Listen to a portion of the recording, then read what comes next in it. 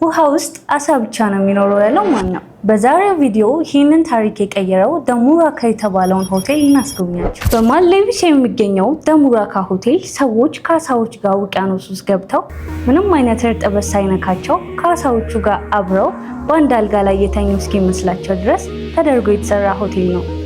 ይህንን ሆቴል ለማግኘት 4 ሜትር ወደ ውስጥ መግባት ይኖርባቸዋል። ሙሉ ለሙሉ የውቅያኖሱን ገጽታ እንድታዩ ተብሎ በመስታወት የተሰራ ሲሆን መጀመሪያ ላይ ፍርሃት ስሜት ሊሰማችሁ ይችላል። ወደ ክፍላችሁ ስትገቡ መመገቢያ ክፍል፣ መኝታ ቤት፣ ባዝሩም እና መዋኛ ይኖረዋል።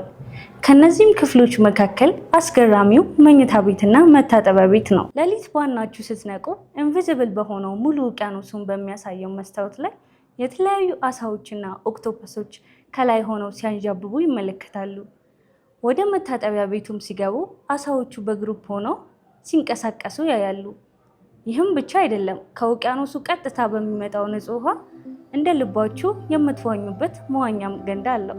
ስለዚህም በውቢቷ ማልዴቭስ ለ4 ተከታታይ ቀንና ሌሊት የሆቴል ቆይታ እንዲሁም የትኬት ዋጋን ጨምሮ በ249,900 ብር እኛ ጋር ማግኘት ይችላል። ለበለጠ መረጃ ከስር ባሉ ስልኮች ይደውሉ። ወርቅ ዳን ቱር ኤንድ ትራቭል